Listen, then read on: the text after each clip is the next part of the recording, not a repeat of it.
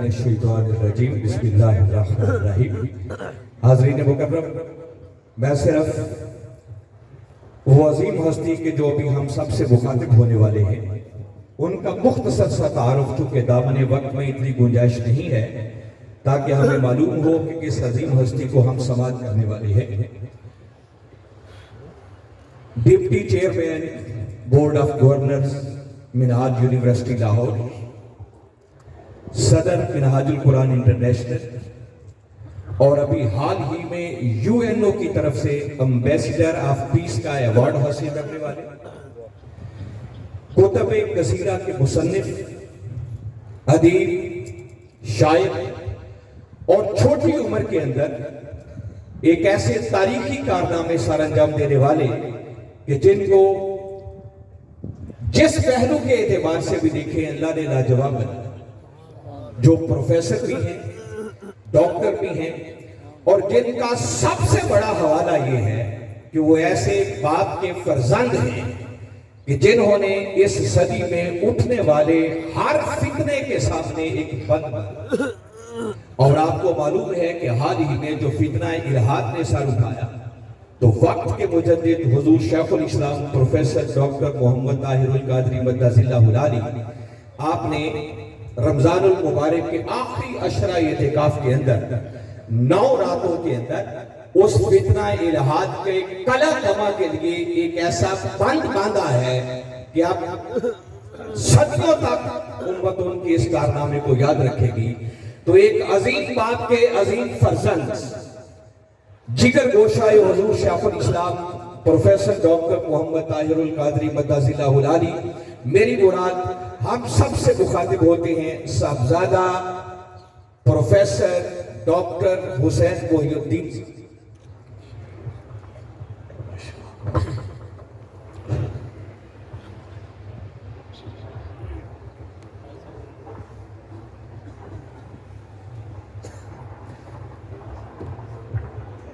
نحمده ونصلي ونسلم على رسوله النبي الأمين المكين الحنين الكريم الرؤوف الرحيم، أما بعد فأعوذ بالله من الشيطان الرجيم، بسم الله الرحمن الرحيم۔ ربنا وابعث فيهم رسولا منهم يتلو عليهم آياتك ويعلمهم الكتاب والحكمة ويزكيهم إنك أنت العزيز الحكيم، صدق الله مولانا العظيم۔ محترم المقام حضرت پیر طریقت خواجہ نوید حسین صاحب مدظ اللہ العالی، سجادہ نشین دربار عالیہ نقشبندیہ مجددیہ،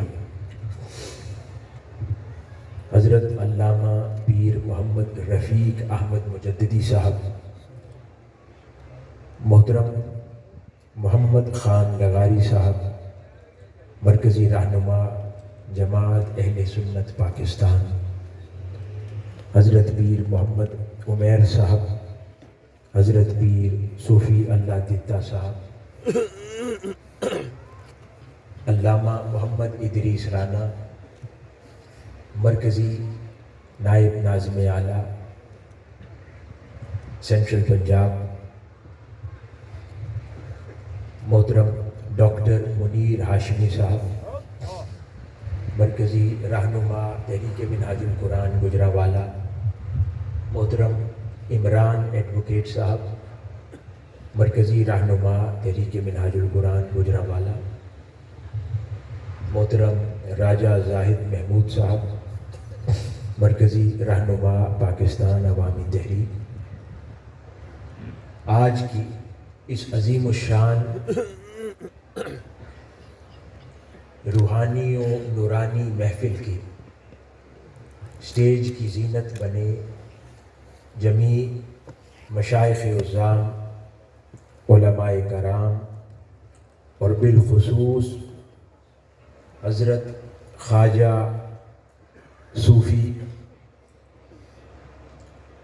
کرامت حسین رحمۃ اللہ علیہ کہ عرس مبارک کی تقریب میں طول و عرض سے تشریف لائے عشاقان اولیاء صوفیاء حضرات گرامی قدر، اللہ رب العزت کا فضل و کرم اور احسان ہے کہ جس نے ہمیں تاجدار کائنات حضرت محمد مصطفیٰ صلی اللہ علیہ وآلہ وسلم کا امتی بنایا۔ یوں تو اس نے کم و بیش 8 ارب انسان اس زمین پر پیدا فرمائے، ان میں پھر کم و بیش 2.25 ارب لوگ ایسے ہیں جن کو آقا علیہ الصلوۃ والسلام کا امتی ہونے کا شرف حاصل ہو گیا۔ اب ان 8 ارب لوگوں میں جن 2.25 ارب لوگوں کی قسمت جاگی تو اس میں ان کا تو کوئی خاص ہنر ایسا نہ تھا کہ ان کی یوں قسمت جاگتی، بس یہ اللہ رب العزت نے ان کے نصیب پر فضل فرمایا اور ان کو براہ راست آقا علیہ الصلوۃ والسلام کی امت میں شامل فرما دیا۔ پھر ان 2.25 ارب لوگوں کے اندر کتنے ایسے پیدا کیے کہ جن کو مختلف مکاتب فکر، مختلف طبقات، مختلف عقائد اور مختلف گروہوں میں باندھ دیا، لیکن پھر وہ لوگ کتنے خوش نصیب ہیں کہ ان کے نصیب پھر چمکے اور ان کو ان کی زندگیوں میں اللہ رب العزت نے اولیاء اللہ سے وابستہ کر دیا، ان کی سنگتوں اور صحبتوں سے جوڑ دیا۔ تو پھر بھی وہی قانون کار فرما ہے کہ ہمارے اندر تو کوئی ہنر ایسا نہیں ہے، بس یہ ہمارے مولا کا ہم پر احسان ہے کہ اس نے اس دور میں ہمیں سچی اور سچی سنگتوں کے ساتھ وابستہ کر دیا، سچی اور سچی صحبتوں کے ساتھ جوڑ دیا اور ہمارے لیے بہت آسانی کر دی کہ اپنی زندگیوں کو تاجدار کائنات حضرت محمد مصطفیٰ صلی اللہ علیہ وآلہ وسلم کی اسوہ مبارکہ کے رنگ میں ڈھال سکے۔ حاضرین گرامی، انہی بزرگان دین اور اہل اللہ جن کی سنگتوں اور صحبتوں کو قیمتی اثاثے کے طور پر اللہ رب العزت نے ہر دور میں اتارا، ان کے حوالے سے تاجدار کائنات حضرت محمد مصطفیٰ صلی اللہ علیہ وآلہ وسلم خود ارشاد فرماتے ہیں، حدیث مبارکہ ہے جس کو امام احمد بن حنبل نے روایت فرمایا۔ وہ فرماتے ہیں کہ حضرت ابو مالک عشری رضی اللہ تعالی عنہ صحابی رسول صلی اللہ علیہ وآلہ وسلم وہ روایت کرتے ہیں کہ ایک دن حضور نبی اکرم صلی اللہ علیہ وآلہ وسلم نے اپنی نماز ادا فرمائی اور جب نماز سے فارغ ہوئے تو اپنے چہرہ اقدس کو لوگوں کی طرف پھیر لیا اور پھر پھیرنے کے بعد یوں ارشاد فرمایا، اے لوگو غور سے سنو اور اس سے عقل حاصل کرو، اچھی طرح جان لو کہ بے شک اللہ تعالیٰ کے بعض بندے ایسے ہیں کہ جو کہ نہ انبیاء ہیں نہ ہی شہداء ہیں، لیکن انبیاء اور شہداء بھی ان کے قرب الہی کی وجہ سے ان پر رشک کریں گے۔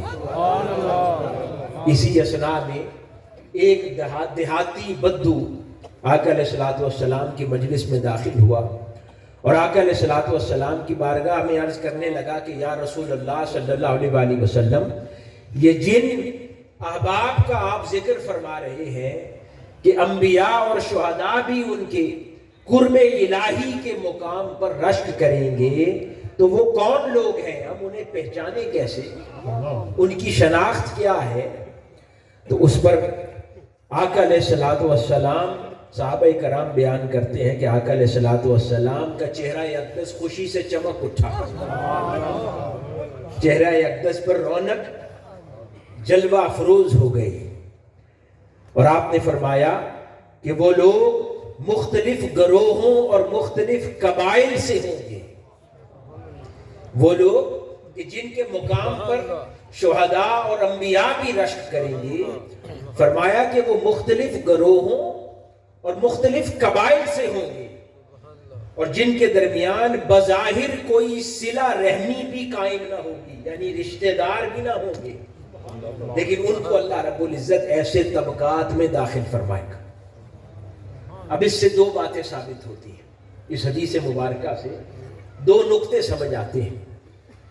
ایک تو اولیاء اللہ کے مقام و مرتبے کا اثبات کہ تاجدار کائنات صلی اللہ علیہ وآلہ وسلم کی حدیث مبارکہ سے اولیاء اللہ کا ہونا، ان کے مقام و فضیلت، ان کے اللہ کے حضور درجات، اور لوگوں کا ان کے حوالے سے، ان کے مقامات کے حوالے سے رشک کرنا، اس کی اس بات اور اس کا ثابت ہونا آقا علیہ الصلوۃ والسلام کی حدیث مبارکہ سے ہے، اور ایسی بہت ساری احادیث ہیں۔ خاص طور پر ان لوگوں کے لیے اس حدیث مبارکہ میں اور اس جیسی بہت ساری روایات میں جواب ہے جو آج بزرگان دین اہل اللہ کا انکار کرتے ہیں، ان کے وجود، ان کی برکات، ان کے فیوزات، ان کی تعلیمات کا انکار کرتے ہیں، ان کے لیے اس کے اندر پیغام ہے۔ اور دوسرا اہم نقطہ یہ ہے کہ آقا علیہ الصلوۃ والسلام نے فرمایا کہ وہ مختلف قبائل سے ہوں گے، یعنی مختلف لوگوں اور طبقات سے ہوں گے، اور ان میں کوئی صلہ رحمی کا رشتہ بھی نہ ہوگا، یعنی آپس میں ضروری نہیں کہ وہ رشتہ دار ہوں۔ یعنی اس حدیث مبارکہ کے ذریعے اللہ رب العزت نے آقا علیہ الصلوۃ والسلام کے ذریعے یہ پیغام بھی عطا فرما دیا کہ میری قرب کے سفر کو طے کرنے والوں، ضروری نہیں ہے کہ تمہارا کوئی حسب و نسب خاص قسم کا ہو، کسی خاص نسب سے تمہارا تعلق ہو، کسی خاص قبیلے سے تمہارا تعلق ہو، کسی خاص خانوادے یا خاندان سے تمہارا تعلق ہو، تم اللہ اور اس کے رسول صلی اللہ علیہ وآلہ وسلم کی راہ کے مسافر بنو، آقا علیہ الصلوۃ والسلام کی اطاعت و اتباع میں زندگی بسر کرو، اللہ کے عطا کردہ احکام کی بجا آوری میں زندگی بسر کرو، جس مرضی قبیلے سے تمہارا تعلق ہو، چاہے کسی ولی اللہ کے رشتہ دار بھی نہ ہو، کئی سید ہو یا غیر سید ہو، اگر تاجدار کائنات صلی اللہ علیہ وآلہ وسلم کے سچے غلام ہو، تاجدار کائنات صلی اللہ علیہ وآلہ وسلم کی تعلیمات پر عمل کرنے والے ہو، اللہ رب العزت تمہارے لیے بھی قرب الہی کے اور اپنی بارگاہ کی قرب کے رستے یوں ہی کھول دے گا۔ اس لیے فرمایا کہ ان میں کوئی بظاہر رشتہ داری بھی نہ ہوگی۔ اس سے مراد یہ ہے کہ سارے ایک قبیلے سے ہونا لازم نہیں ہے، سب کا آپس میں رشتہ دار ہونا لازم نہیں ہے۔ ہر وہ شخص اللہ اور اس کے رسول صلی اللہ علیہ وآلہ وسلم کی اطاعت و اتباع کی راہ پر چل کے بزرگان تعلیمات، بزرگان دین کی تعلیمات میں اپنے آپ کو رنگ کر جو محنت کر لے، اللہ پاک اس کے اوپر اپنی محبت کے دروازے کھول دیتا ہے، اس پر اپنے احسان کے دروازے کھول دیتا ہے، اس پر اپنے انعام کے دروازے کھول دیتا ہے۔ حاضرین گرامی،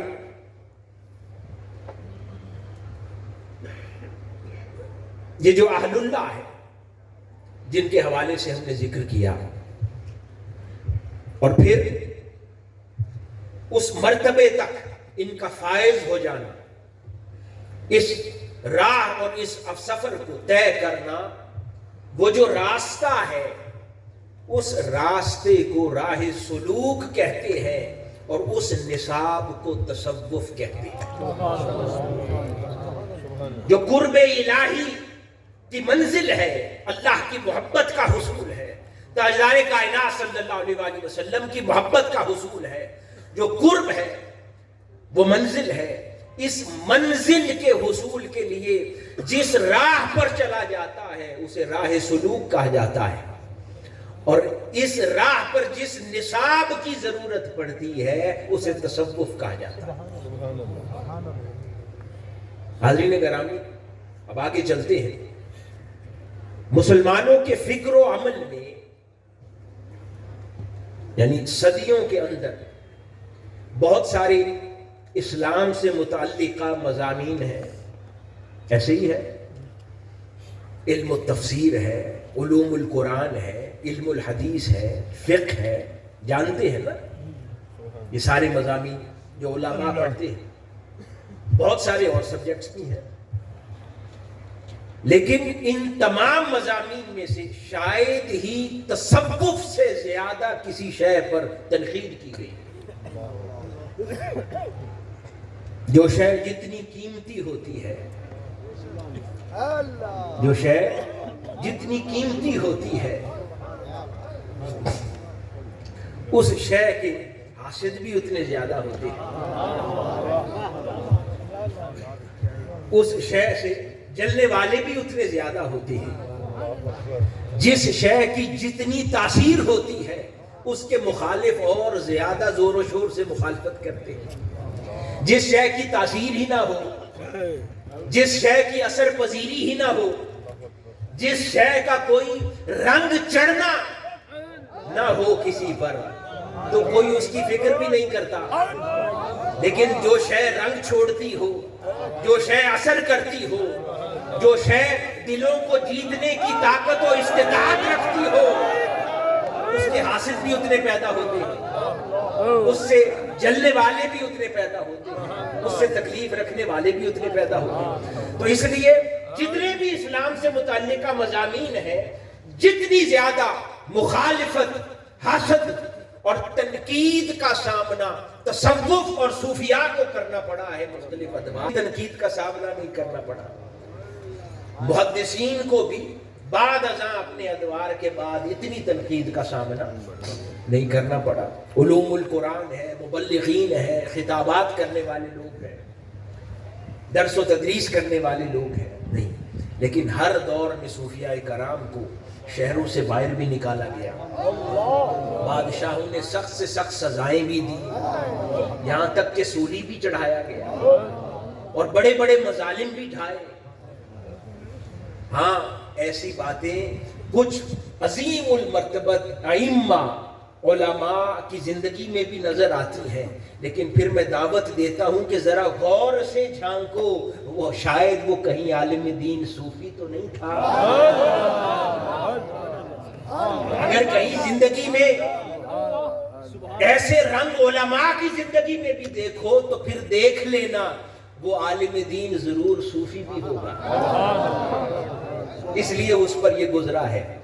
کوئی صوفی اللہ کا بندہ نہ ہو، عالم ربانی نہ ہو، وہ عالم نہ ہو جس کو تصوف کی چاشنی نہ ملی ہو، وہ اکثر پھر سودے کر لیتا ہے، پھر تکلیفوں سے بچ جاتا ہے، ڈٹا وہی رہتا ہے کہ جس کو آنچ اور جس کو آگ ملی ہوتی ہے صوفیاء کی مجلس میں اٹھا بیٹھا ہوتا ہے، جس کے اوپر تصوف کا رنگ چڑھا ہوتا ہے، جس کے اوپر بزرگان دین کی تعلیمات کا اثر ہوتا ہے۔ تو حاضرین گرامی، تو تصوف اور اہل تصوف اور صوفیاء کے بڑے ناقد پیدا ہوئے، اور صدیوں کے اندر اس کو اپنانے والے، اس کو چاہنے والے بھی بہت پیدا ہوئے، اور اس پر تنقید کرنے والے بھی بہت پیدا ہوئے، اور بدقسمتی سے آج کا دور، اپنے گرد و نواح میں آپ غور کر لیں، کات معاشرہ ہے، آج کے دور میں یہ تنقید پہلے سے اور زیادہ بڑھ گئی ہے یا نہیں بڑھ گئی؟ بڑھ گئی ہے۔ آج تصوف، اہل تصوف کے اوپر اتنی زیادہ تنقید بڑھ گئی ہے کہ سہ حاصل طریقے سے اس تنقید کا جواب دے سکیں جتنی تنقید بڑھتی چلی جا رہی ہے۔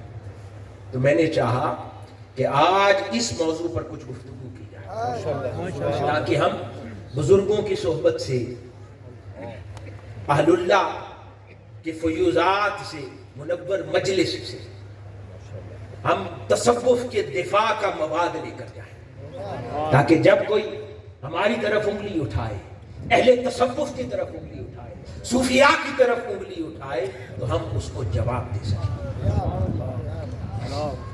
حاضرین گرامی،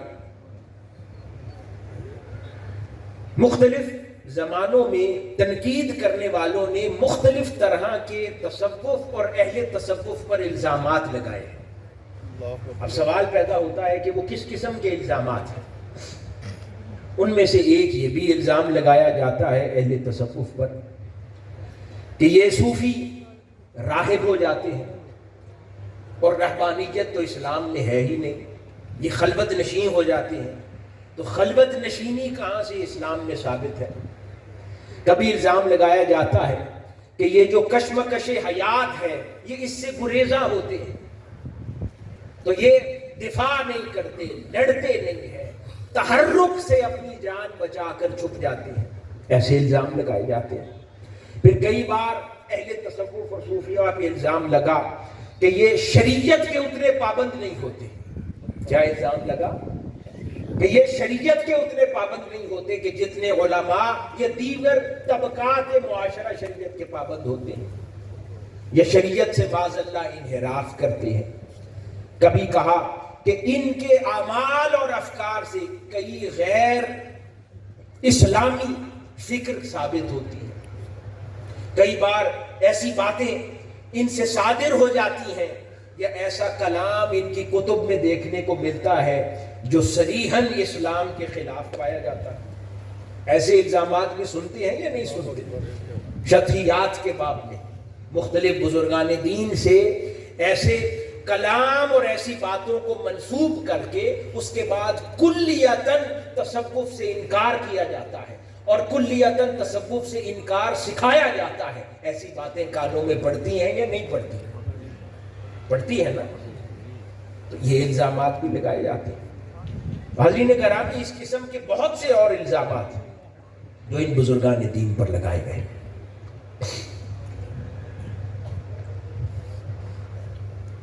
حاضرین گرامی, اگر تو ایسے طبقات پر الزام لگائے جائیں, کیونکہ ہر طبقے کے اندر اصلی بھی ہوتے ہیں اور نقلی بھی ہوتے ہیں.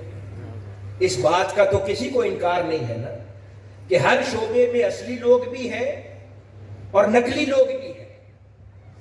تو اگر تو ان نقلی لوگوں کو سامنے رکھ کر یہ باتیں کر دی جائیں تو اعتراض ہمیں بھی نہیں ہے. لیکن جب ہر استثناء ختم کر کے کلیتاً تصوف, اہل تصوف, صوفیاء, علماء, ربانیین کے اوپر, اس پورے طبقے پر اور گروہ اولیاء پر انگلی اٹھا لی جائے, تان کی انگلی دراز کر دی جائے, تو پھر ہمیں اعتراض ہے.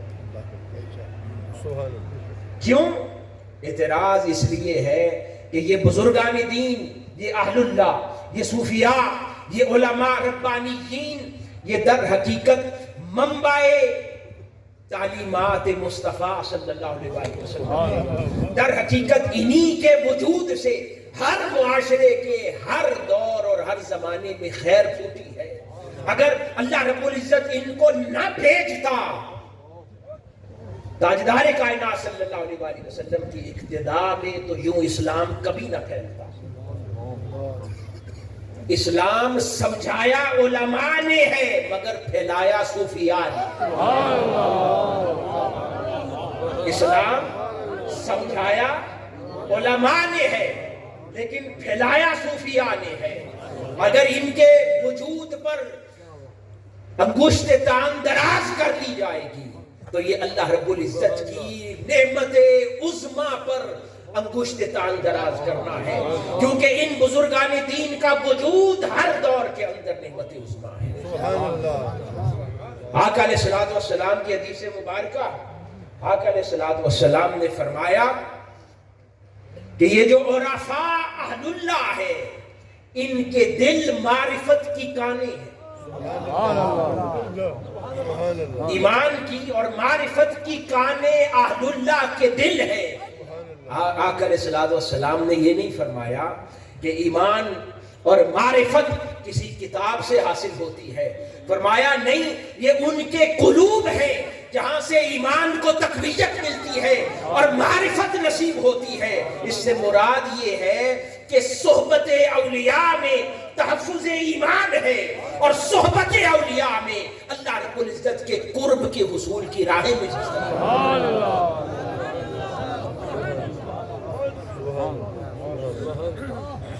حاضرین گرامی، انہی نعمتوں کے اندر ہر دور کے اندر اللہ پاک جو شخصیات پیدا کرتا رہا، انہی میں حضرت شیخ ابو سعید خرازمی ہیں، حضور شیخ اکبر محی الدین ابن العربی بھی ہیں، شیخ ابو محمد الخلدی بھی ہیں، شیخ ابو نصر سراج الطوسی بھی ہیں، شیخ ابو طالب المکی بھی ہیں، شیخ ابو بکر بھی ہیں، شیخ ابو عبد الرحمن السلمی بھی ہیں، حضرت داتا علی حجویری بھی ہیں، حضور سیدنا غوث العظم شیخ عبد القادر جیلانی بھی ہیں، حضرت خواجہ نقش بند بھی ہیں، حضرت خواجہ سہرورد بھی ہیں، حضرت خواجہ نظام الدین اولیاء بھی ہیں، حضرت بابا فرید گنج شکر بھی ہیں۔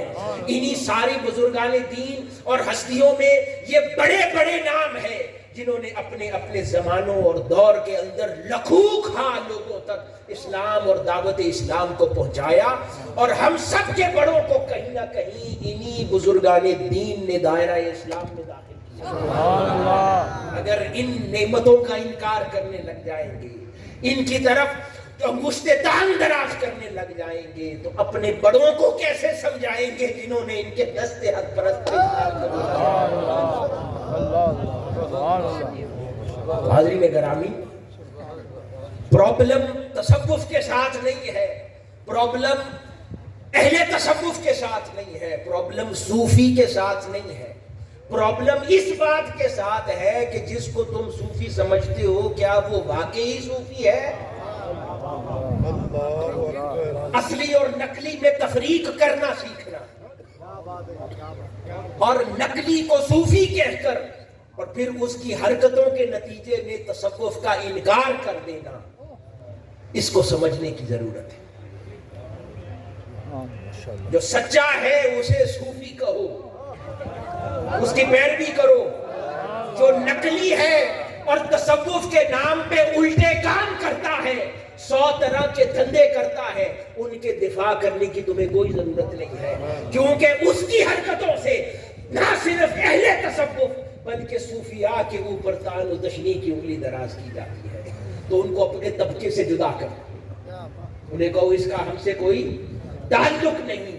ہاں اس کا تعلق ہے جو سچا صوفی ہے، تاجدار کائنات صلی اللہ علیہ وآلہ وسلم کی اطاعت و اتباع میں زندگی گزارنے والا ہے، شریعت کی پاسداری کرنے والا ہے، آقا علیہ الصلوۃ والسلام کے اسوہ میں رنگا ہوا ہے، وہی سچا صوفی ہے۔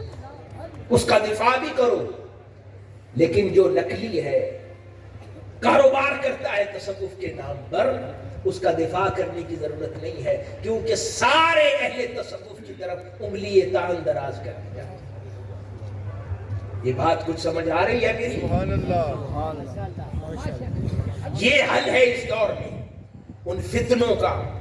بدقسمتی سے ہمارے ہاں ہوتا کیا ہے، علماء، صوفیاء، بزرگان دین، مشائخ عظام، کیونکہ ان کے اندر بہت حیا ہوتا ہے، یہ حیا والے لوگ ہوتے ہیں، اہل طریقت حیا والے لوگ ہوتے ہیں، ان کے پاس اٹھتے بیٹھتے ہیں لوگ آ کر، تو حیاءً ان کو اٹھا نہیں پاتے، لیکن ضروری امر یہ ہے کہ اجلوں سے گدلوں کو جدا کر دیا جائے، اور اعلانیہ طور پر یوں اجلوں سے گدلوں کو جدا کریں، تاکہ پھر کوئی اہل تصوف اور صوفیاء کی طرف انگلی اٹھانے والا نہ بچے۔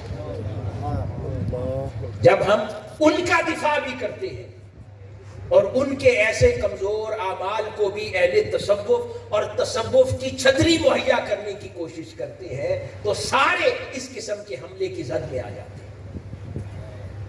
تو ہمیں اعلانیہ طور پر تصوف کو، کیونکہ یہ ایک امانت ہے اہل تصوف کے پاس یہ تعلیمات، تو یہ ذمہ داری بنتی ہے کہ اس کو اجلا رکھا جائے، اس کو ستھرا رکھا جائے اور ہر الزام سے دور رکھا جائے۔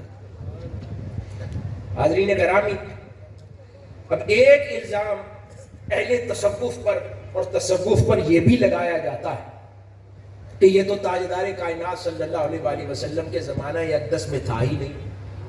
ایسا سننے کو آیا ہے؟ نہیں ملا۔ صحابہ کرام میں تو کسی نام کے ساتھ صوفی نہیں لگتا تھا، آج یہ بزرگان دین اور اہل اللہ اور بزرگان دین کے نام میں صوفی کیسے آ گیا؟ صحابہ کرام نے تو کسی ایک کے نام میں کبھی صوفی نہیں سنا.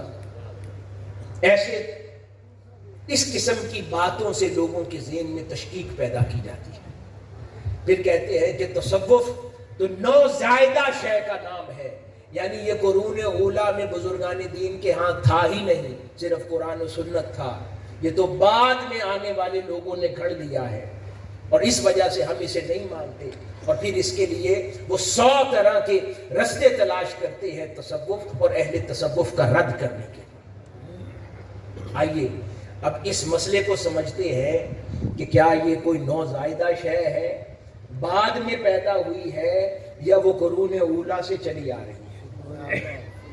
حاضرین گرامی، تصوف کی تاریخ کا اگر مطالعہ کریں تو اس کو بآسانی 7 مراحل میں تقسیم کیا جا سکتا ہے. میرے ساتھ دہرا دیں، کتنے مراحل میں؟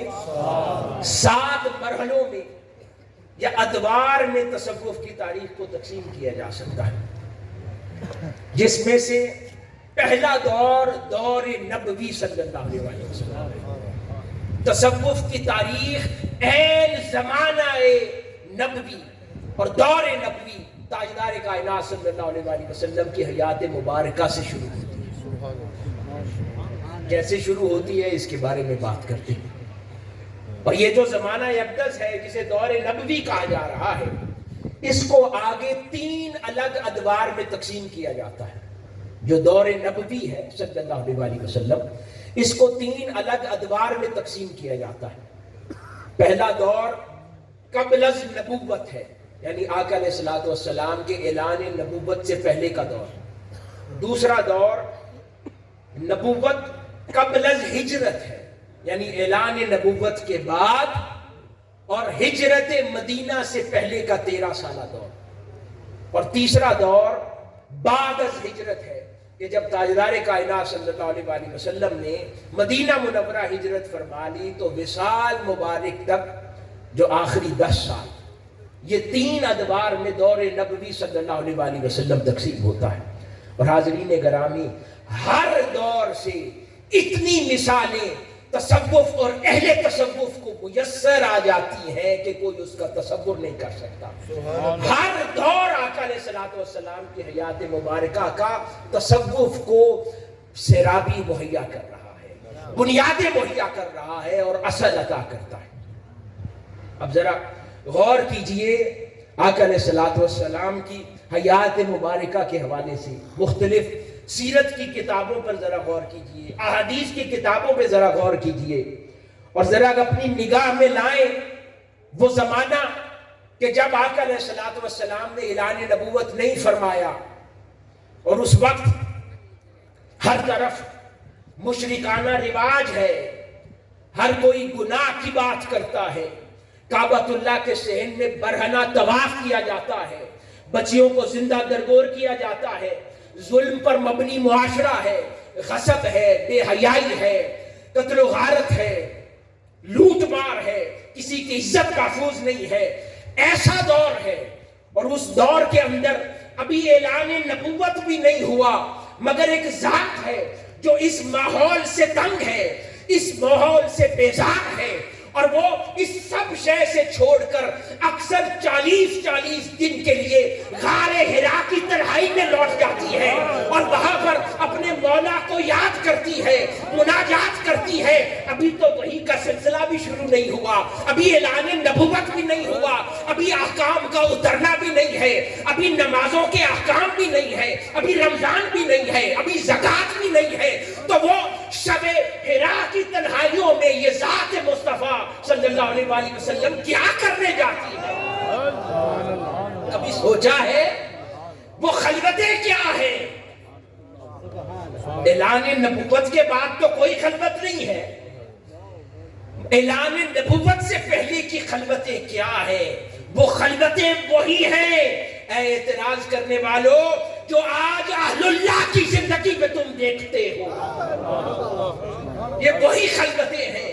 ان خلوتوں کو جواز خلوت مصطفیٰ جو حرا میں آقا علیہ الصلوۃ والسلام فرماتے تھے وہاں سے ملتا ہے.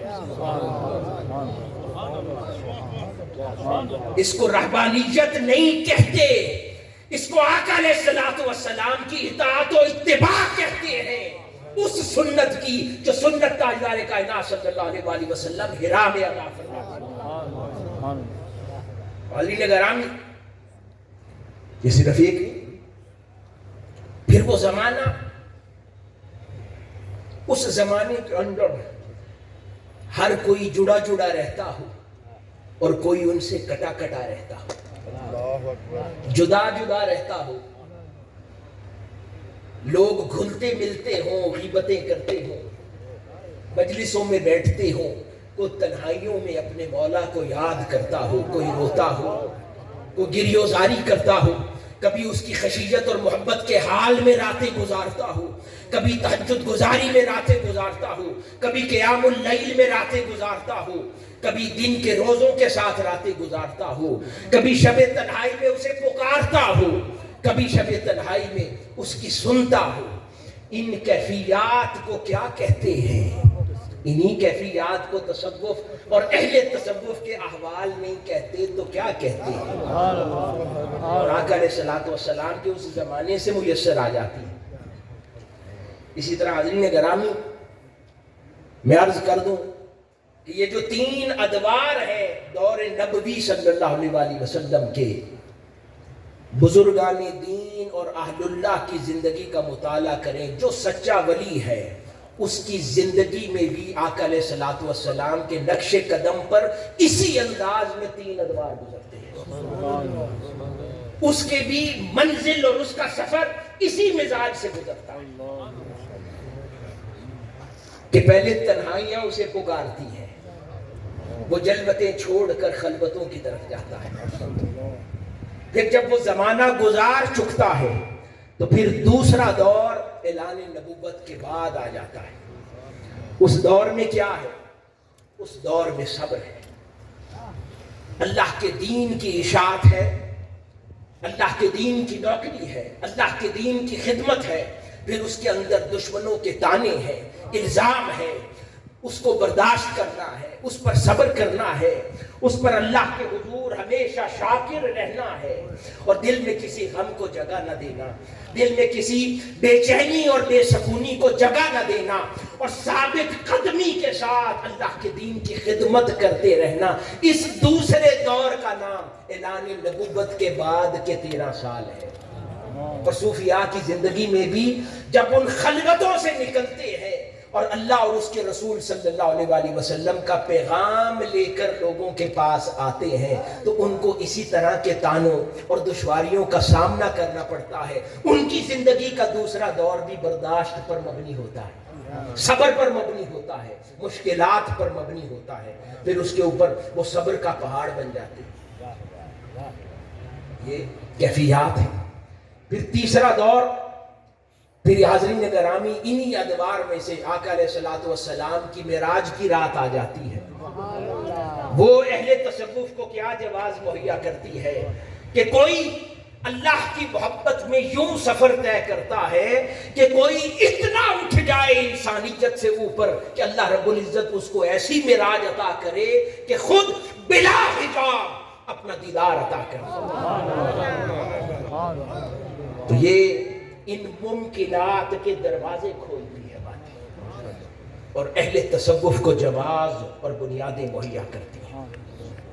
ہاں کوئی اعتراض کرنے والا علماء کے طبقات میں سے یہ کہہ سکتا ہے کہ یہ تو خصائص مصطفیٰ میں سے ہے صلی اللہ علیہ وآلہ وسلم, فضائل مصطفیٰ صلی اللہ علیہ وآلہ وسلم میں سے ہے, یہ حضور کی خصوصیات ہیں. ہاں یہ خصوصیات ہیں, لیکن حاضرین گرامی آقا علیہ الصلوۃ والسلام کی حیات مبارکہ, یہ بھی عقیدہ ہے اہل اسلام کا کہ آقا علیہ الصلوۃ والسلام کی حیات مبارکہ پر اللہ رب العزت کا جو بھی کرم ہے اس کا کچھ نہ کچھ حصہ امت کے لیے بھی ہوا کرتا ہے. یعنی ہر خاص بات جو حضور نبی اکرم صلی اللہ علیہ وآلہ وسلم کے لیے خاص کی جاتی ہے اس کی کچھ نہ کچھ خیرات اپنی شان کے لائے حضور کی امت میں بھی بانٹی جاتی ہے. تو یہ جو صوفیانہ روش آقا علیہ الصلوۃ والسلام کی حیات مبارکہ میں نظر آتی تھی. اس کی خیرات ہر دور کے صوفیاء میں بڑھتی, اس کی خوشہ چینی کرنے والے ہوتے.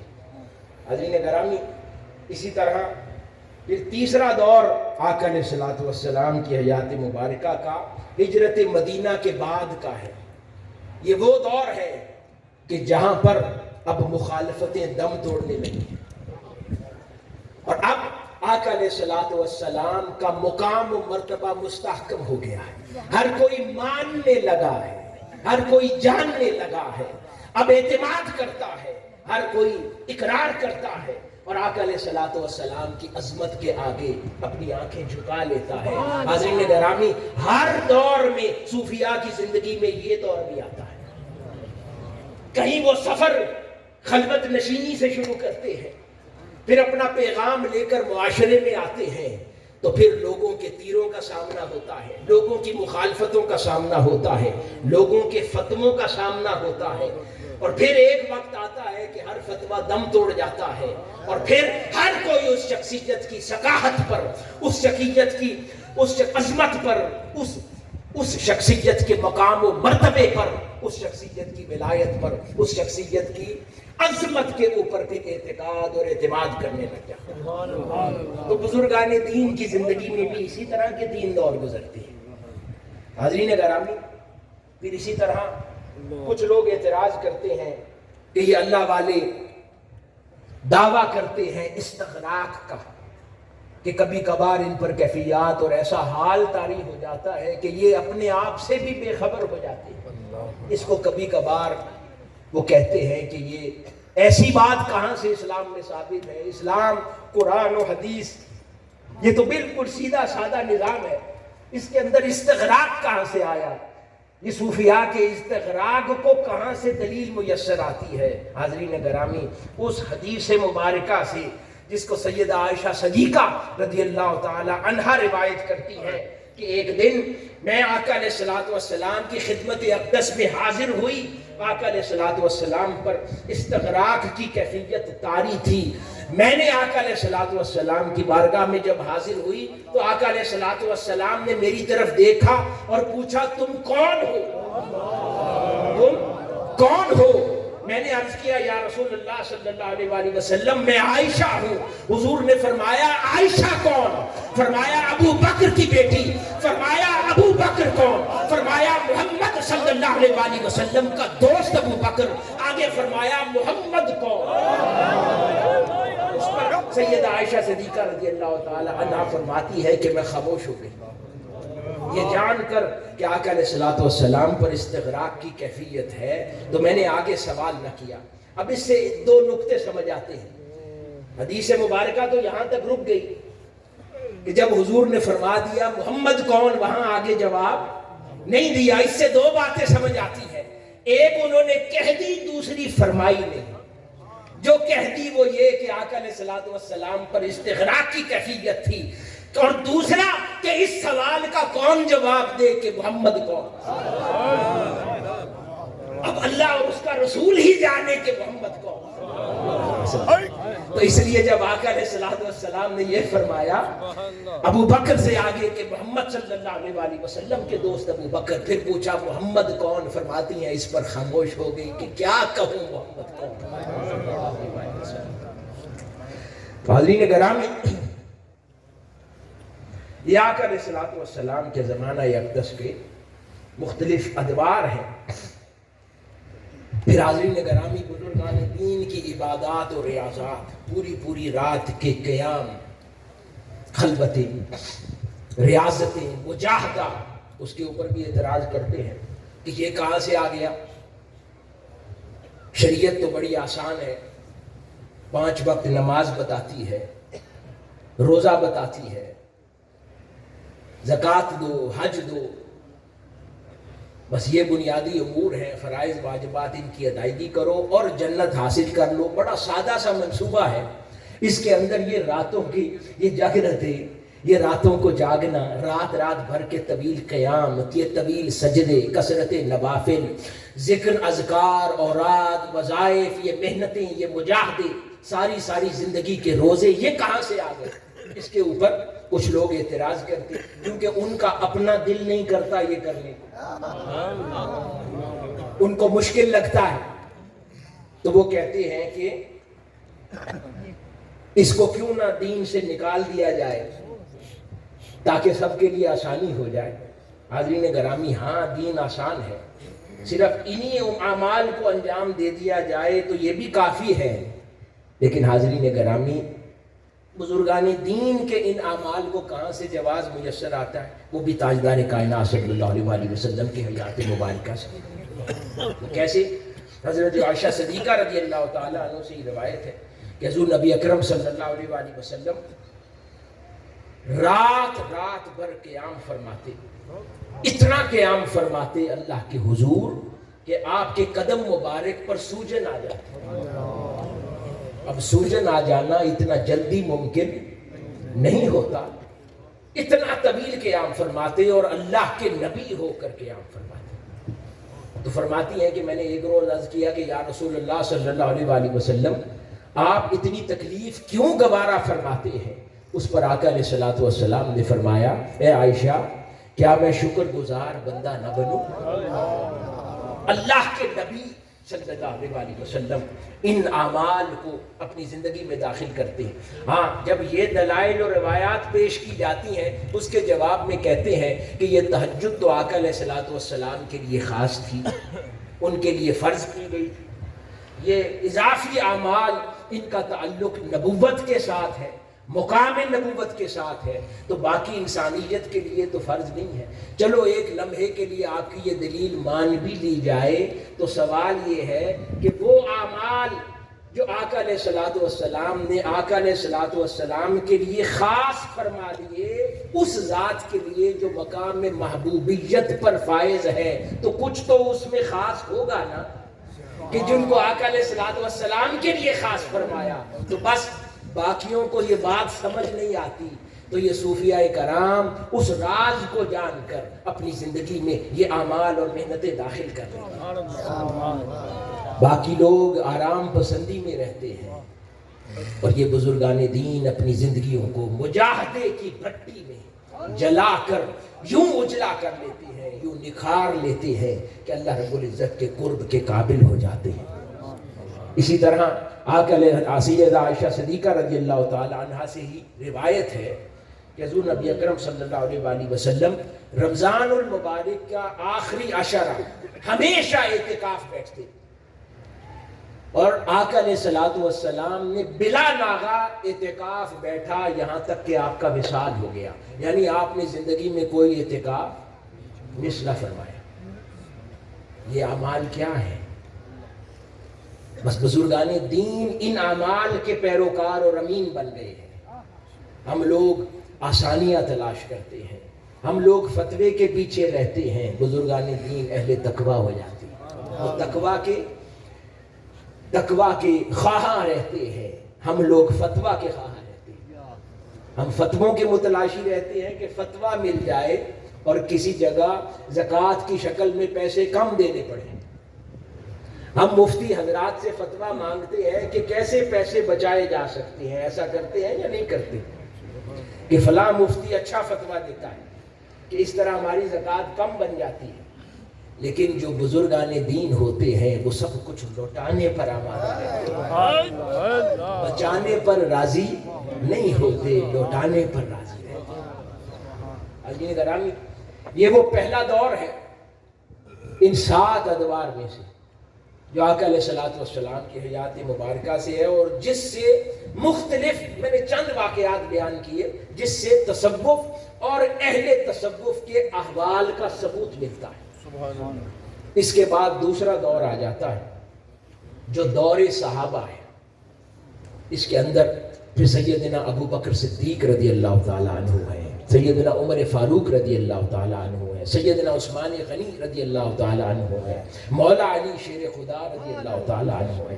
یہ خلفائے راشدین ہیں، اور پھر جمیع صحابہ کرام کی ایک تعداد ہے جن کی زندگی مزین تھی، جن کی زندگی تصوف اور احوال تصوف سے بھری ہوئی تھی۔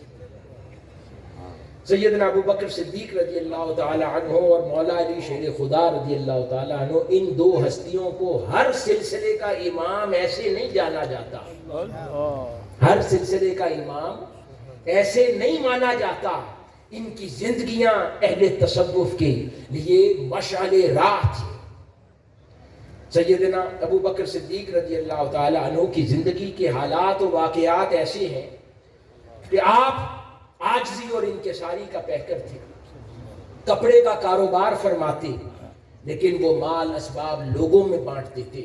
اور غزوہ تبوک کے موقع پر جب آقا علیہ الصلوۃ والسلام نے جنگ کے لیے کال دی تو آپ اپنے گھر کا سارا مال لے آئے. اور کسی نے پوچھا، آقا علیہ الصلوۃ والسلام نے پوچھا، ابو بکر گھر والوں کے لیے کیا چھوڑا ہے؟ تو فرمانے لگے اللہ اور اس کا رسول. حاضرین گرامی، صوفیاء بزرگان دین جو تصوف کے اور کتب تصوف کے عظیم مصنف ہیں، وہ فرماتے ہیں کہ سیدنا ابو بکر صدیق رضی اللہ تعالی عنہ کا قول تصوف کے مضمون کے اندر سب سے بھاری ہے. وہ قول کہ جب آپ نے آقا علیہ الصلوۃ والسلام کو یہ جواب عرض کیا کہ میں نے سب کچھ حضور آپ کی بارگاہ میں لے آیا اور صرف اپنے لیے اللہ اور اس کے رسول کو چن لیا. یہ صوفیاء تھے. ایسے کوئی نہیں کر سکتا اگر کوئی صوفی نہ ہو. حاضرین گرامی، آقا علیہ الصلوۃ والسلام نے جب مواخات مدینہ، آقا علیہ الصلوۃ والسلام نے جب ہجرت مدینہ فرمائی تو سب سے پہلا کیا عمل تھا؟ ہجرت مدینہ کے بعد سب سے پہلا کیا واقعہ ہوا؟ مواخات مدینہ. کیا؟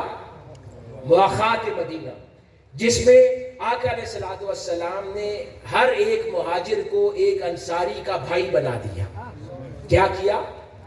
مہاجر کو انصار کا بھائی بنا دیا. یعنی ہر ایک مفلس جس کے پاس کچھ نہ تھا اور جس کے پاس تھا اس کے گھر بار بانٹ دیے. یعنی انصاری کے پاس 2 گھر تھے تو اس نے ایک گھر مہاجر مکہ کو دے دیا. جس کے پاس 2 سواریاں تھی تو ایک سواری مہاجر کو دے دی.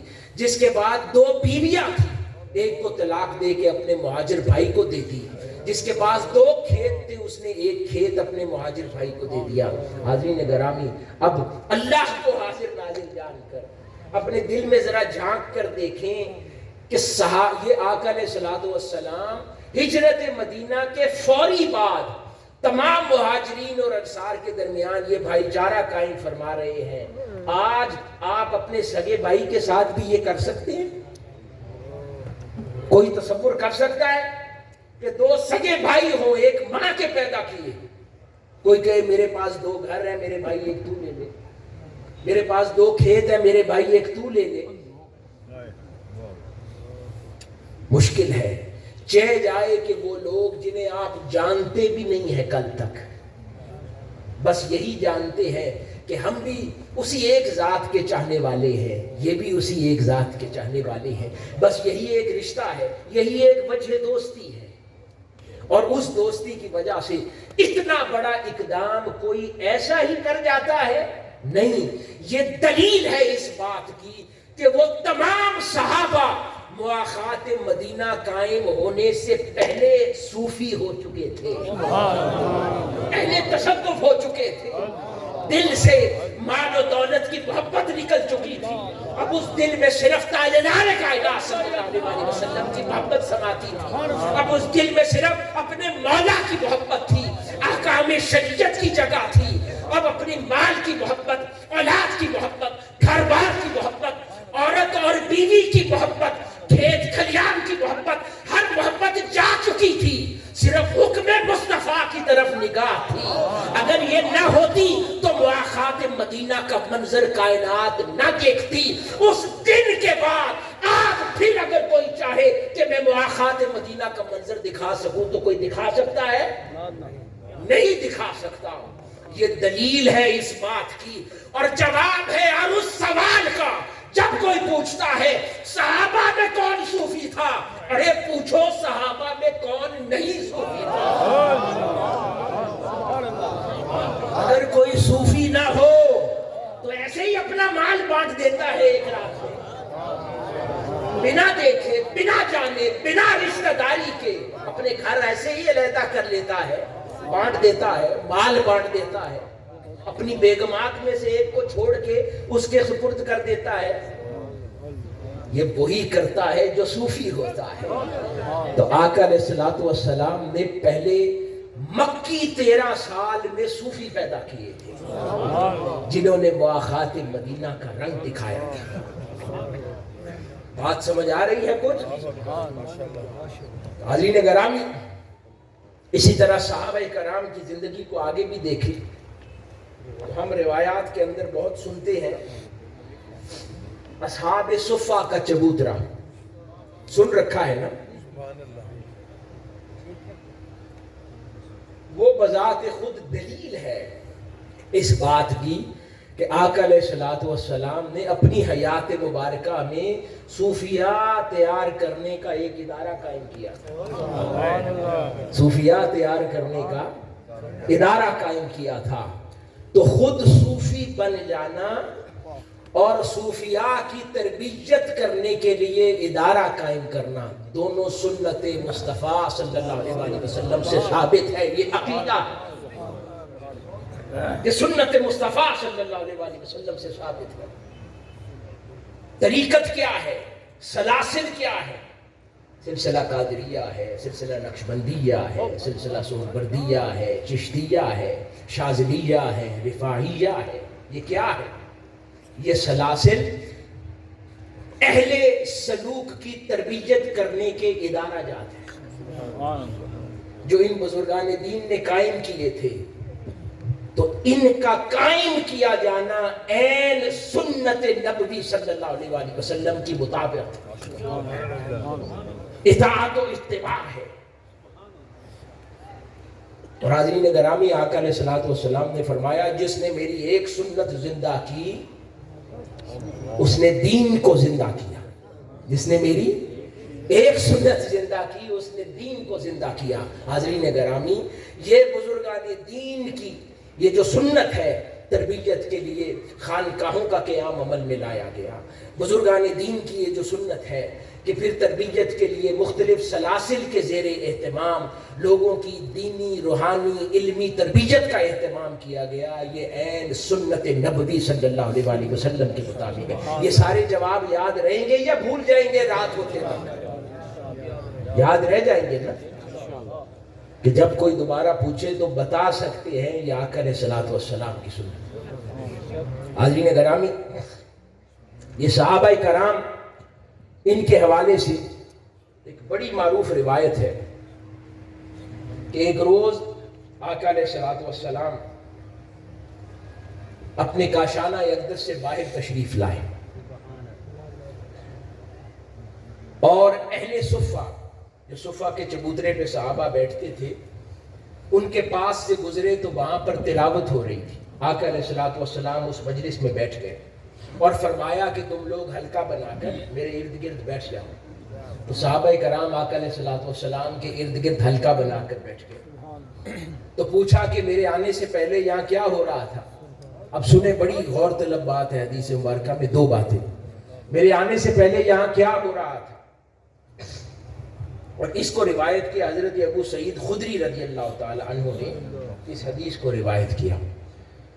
پوچھا اور اس کو طبقات میں، طبقات الکبریٰ میں اس کو نقل کیا گیا۔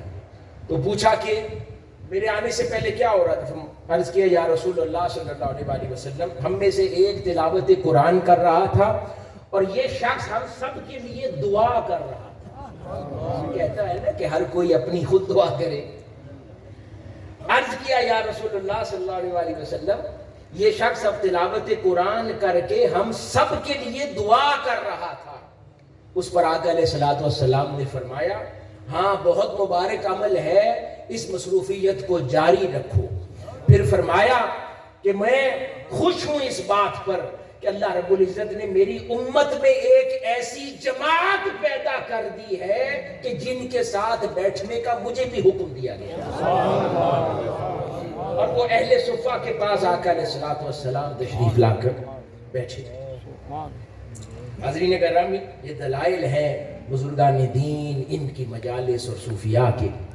پھر ان کے اندر صرف خلفائے راشدین نہیں ہے، ان ایسے ایسے صحابہ کرام جن کی کیفیات صوفیانہ تھی.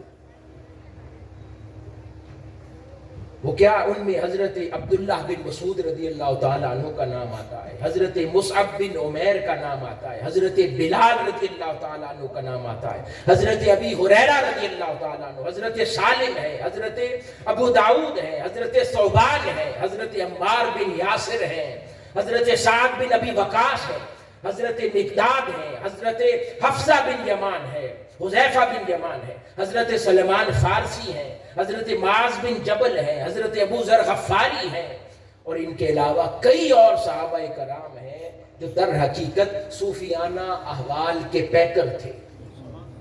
اور صحابہ کرام آپس میں ان کے احوال و واقعات کے بارے میں بات کیا کرتے تھے, تذکرہ کیا کرتے تھے. یہاں تک کہ حضرت ابو ذر غفاری رضی اللہ تعالی عنہ, ان کے حوالے سے ایک روز آقا علیہ الصلوۃ والسلام نے ارشاد فرمایا کہ یہ مسیح الاسلام ہے, یعنی یہ میری امت کا سیدنا عیسیٰ ابن مریم جیسا ہے. اب ادھر ایک بڑی انٹرسٹنگ بات عرض کرتا ہوں. حضور سیدنا غوث العظم رضی اللہ تعالی عنہ نے ایک بات ارشاد فرمائی آپ کے کلام میں, قصیدہ میں. آپ نے فرمایا کہ ہر ولی کسی نہ کسی نبی اور رسول کے قدم پر ہوتا ہے, یعنی اس کے مزاج پر ہوتا ہے. کیا ہوتا ہے؟ اس کے مزاج پر ہوتا ہے. اور پھر فرمایا میں آقا علیہ الصلوۃ والسلام کے قدم مبارک یعنی نقش قدم پر. قدم کو یوں سمجھ لیں کہ نقش قدم پر. تو ہر ولی کسی نہ کسی نبی کے مزاج اور نقش قدم پر ہوتا ہے, اور میں تاجدار کائنات صلی اللہ علیہ وآلہ وسلم کے نقش قدم پر ہوں. اب اس کے اوپر اعتراض کرنے والے نہ جانے کیسے کیسے اعتراض کرتے ہیں کہ یہ عقیدہ کہاں سے آ گیا, یہ نقطہ کہاں سے سمجھ آیا کہ ہر ولی کسی نہ کسی نبی کے قدم پر ہوتا ہے, اس کو قرآن سے ثابت کرو, اس کو حدیث سے ثابت کرو. آؤ اس کو آج حدیث سے ثابت کرتے ہیں. یہ تاجدار کائنات صلی اللہ علیہ وآلہ وسلم کی حدیث مبارکہ کہ حضرت ابو ذر غفاری رضی اللہ تعالی عنہ میری امت کے عیسیٰ ابن مریم کی طرح ہے, یہ در حقیقت دوسرے الفاظ میں آقا علیہ الصلوۃ والسلام یہ فرما رہے ہیں کہ میری امت میں حضرت ابو ذر غفاری رضی اللہ تعالی عنہ سیدنا عیسیٰ ابن مریم کے قدم پر. یہ دلیل مہیا ہو رہی ہے کہ اس طرح مختلف انبیاء کے مزاج کے اوپر اولیاء اللہ کا ہونا آقا علیہ الصلوۃ والسلام کی حدیث مبارکہ سے ثابت ہے. اسی طرح بہت سارے اور بزرگان دین, ان کے احوال, صحابہ کرام, ان کی کیفیات ہیں. پھر یہاں تک حسنین کریمین, ان سے بڑا صوفی کون ہوگا؟ یہ تو تصوف کے علوم عطا کرنے والے ہیں. ان کے قدموں سے تصوف کے اور علوم تصوف کے موتی پھوٹتے ہیں, امت میں خیرات بڑھتی ہے. ان کی زندگیوں کو دیکھیں. اب ہم لوگ واقعات تو سارے پڑھ کے گزر جاتے ہیں, لیکن یہ سمجھنے سے قاصر رہ جاتے ہیں کہ یہ اہل تصوف کا شیوا ہے. جس کو صوفی اور تصوف سمجھ نہیں آتا اس سے یہ بات صادر نہیں ہو سکتی. حاضرین گرامی, مجھے آپ بتائیں آج کے دور میں اقتدار کون چھوڑتا ہے؟ اقتدار چھوڑنا آسان ہے. علماء میں سے بھی کوئی ہو جائے تو اقتدار ملتا کوئی چھوڑتا ہے؟ نہیں چھوڑتا. امام حسن رضی اللہ تعالی عنہ نے ایک لمحے میں حضرت معاویہ رضی اللہ تعالی عنہ کے لیے اقتدار چھوڑا تاکہ آقا علیہ الصلوۃ والسلام کی امت میں خوریزی نہ ہو, امت نہ بٹ جائے. تو حضور کی امت کی خاطر, حضور کی خاطر, آقا علیہ الصلوۃ والسلام کی امت کی خاطر اقتدار کو ٹھوکر مارے. یہ صوفی ہی کر سکتا ہے, غیر صوفی یہ عمل انجام نہیں دے سکتا. امام حسین رضی اللہ تعالی عنہ کی شان دیکھیں کہ کون اپنا سارا خانوادہ اپنی نگاہوں کے سامنے شہید ہوتا دیکھ کر پھر بھی صبر و رضا کا پیکر بنا رہے. یہ تصوف کے اسباق کی انتہا ہے, یہ مقام رضا ہے جس تک صوفیاء پہنچتے تو ہے, پورے نہیں اترتے. امام علی مقام امام حسین رضی اللہ تعالیٰ عنہ نے مقام رضا پر پورا ہو کر دکھا دیا. یہ صوفیاء کی باتیں ہیں. ان بارگاہوں سے بھی تصوف اور اہل تصوف کے احوال میسر آتے ہیں. اسی طرح پھر تصوف کا ایک تیسرا دور شروع ہو جاتا ہے. وہ تیسرا دور کن کا ہے؟ تابعین کا دور ہے. ان میں بھی بے پناہ نام ہے. ان میں سے دو معروف نام صرف عرض کر دیتا ہوں، حضرت اویس قرنی اور حضرت حسن البصری رضی اللہ تعالیٰ عنہ. ان ہستیوں کے نام جاننے کے بعد کوئی شک باقی نہیں رہ جاتا کہ اس دور میں بھی صوفیاء تھے یا نہیں تھے. اب ترتیب سے آغاز اسلام سے ہم صوفی گنتے چلے آ رہے ہیں، یعنی کوئی انقطاع نہیں ہے. یہ ہمارے دماغوں اور ذہنوں کا انقطاع ہے.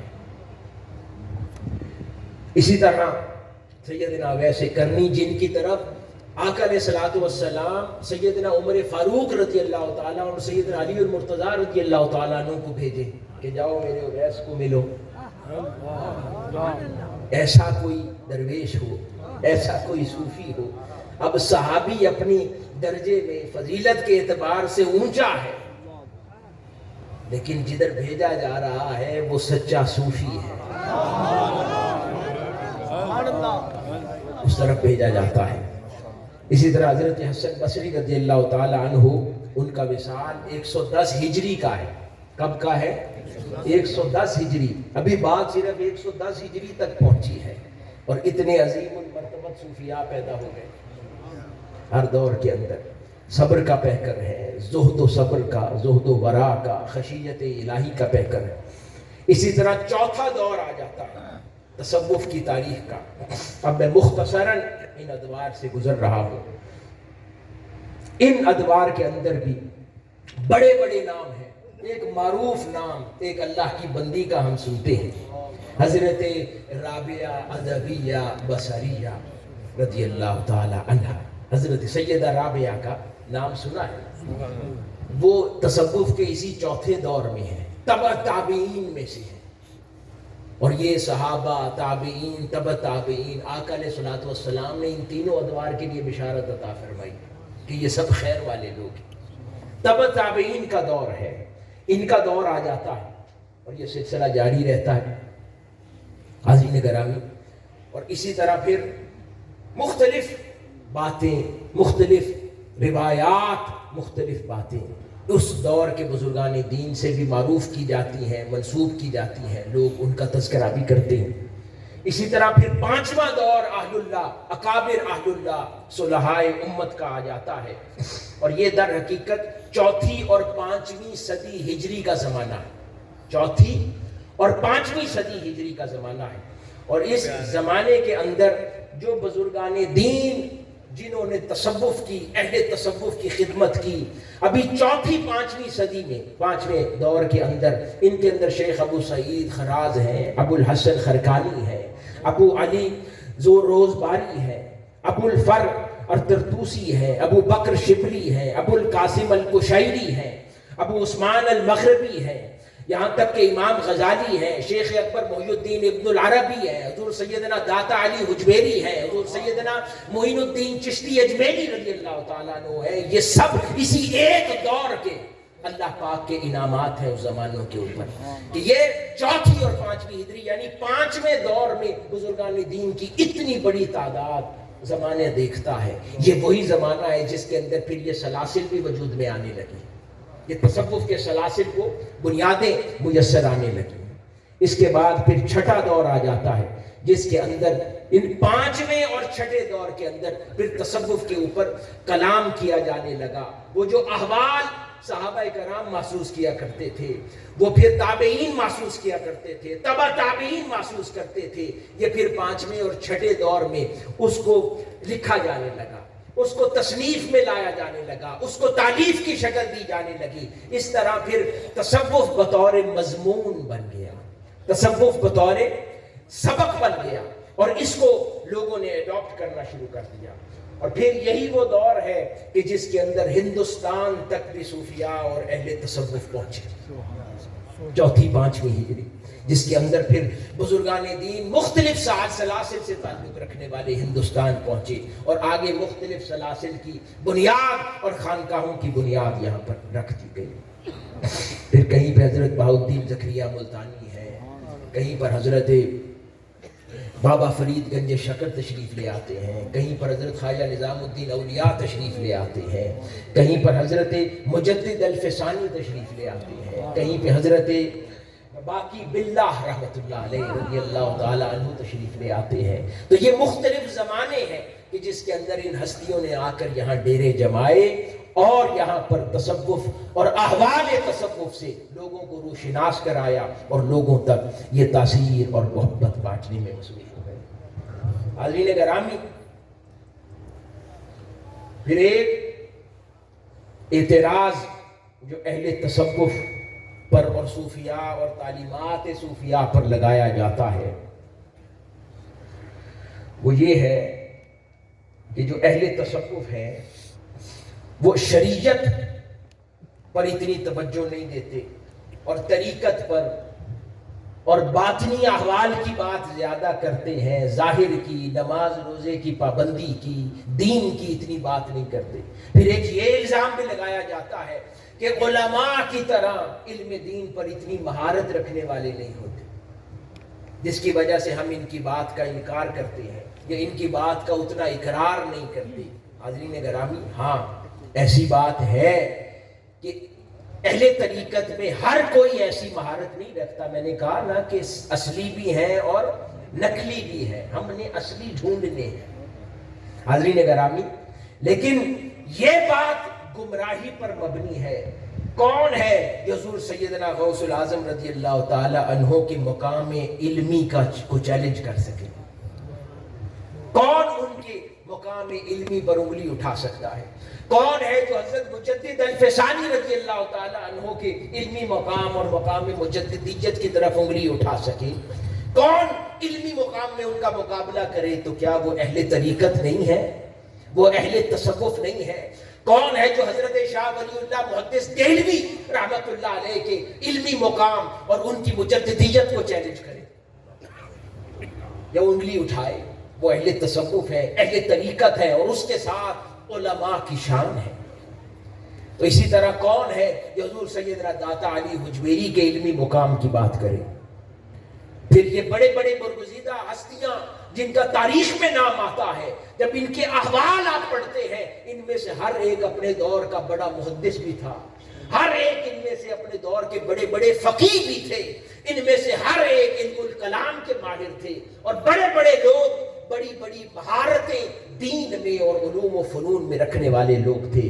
حاضرین گرامی, یہاں تک میں عرض کرتا چلوں, حضرت امام القشیری بیان کرتے ہیں کہ کچھ لوگ سوال کرتے ہیں نا کہ یہ لفظ صوفی کہاں سے آ گیا. حاضرین گرامی, وہ بیان کرتے ہیں کہ سب سے پہلے ابھی آقا علیہ الصلوۃ والسلام کے وصال مبارک کو 150 سال نہیں گزرے تھے تو بزرگان دین کے ناموں کے اندر لفظ صوفی داخل ہو گیا, اور ان میں سے پہلوں میں سے چند میں سے ایک نام جابر بن حیان الصوفی کا بھی ہے. یعنی وہ جابر بن حیان جس کو مسلم سائنسدانوں کا باپ مانا جاتا ہے. سن رکھا ہے نا نام جابر بن حیان کا, لیکن یہ بات کم لوگ جانتے ہیں کہ وہ اس کا پورا نام جب لوگ لیا کرتے تھے اس کو جابر بن حیان الصوفی کہا جاتا تھا.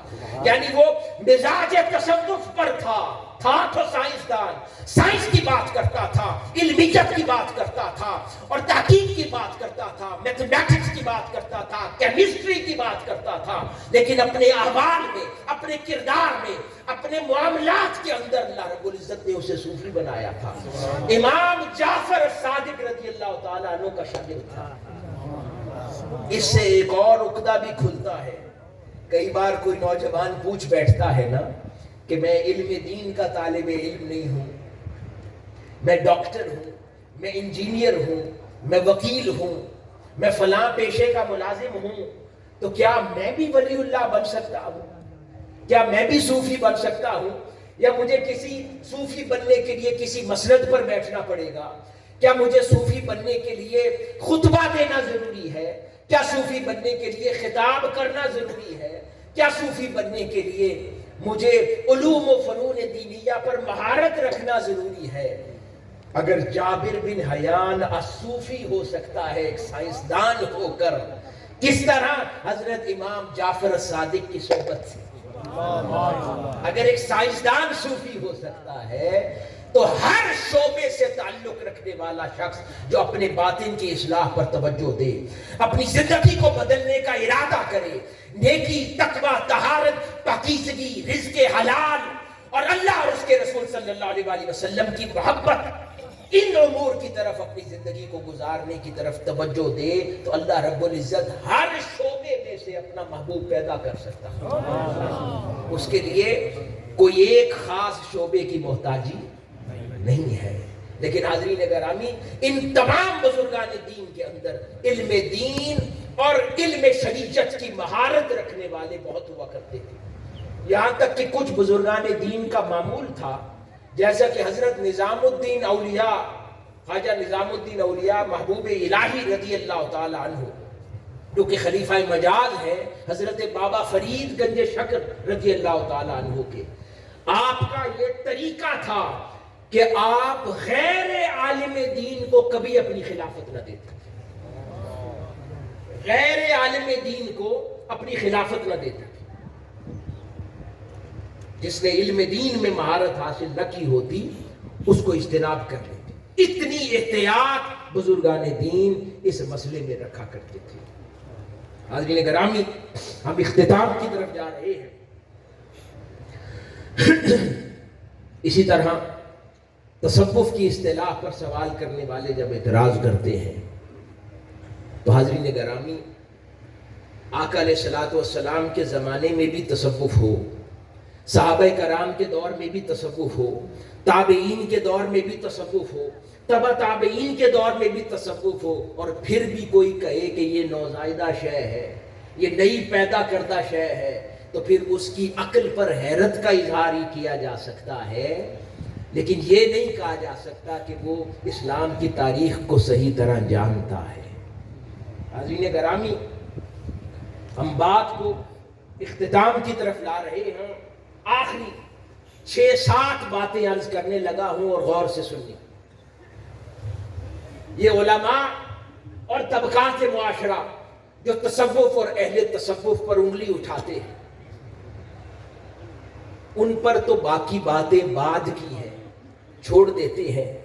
میں 3-4 باتیں ایسی عرض کرنا چاہتا ہوں جس سے سمجھ آ جائے گا کہ تصوف کی اہمیت تو جو نان مسلم محققین ہیں ان کو بھی زیادہ سمجھ آ گئی۔ تصوف کی اہمیت اسلام میں کیا ہے وہ نان مسلم محققین کو بھی بہتر سمجھ آ گئی۔ ان میں سے چند مثالیں عرض کرتا ہوں۔ ایک فرینچ محقق ہیں جن کی پیدائش 1883 کی ہے، ان کا نام ہے لیوس میسنن۔ کیا نام ہے محقق کا؟ لیوس میسنن۔ 1883 کی پیدائش ہے۔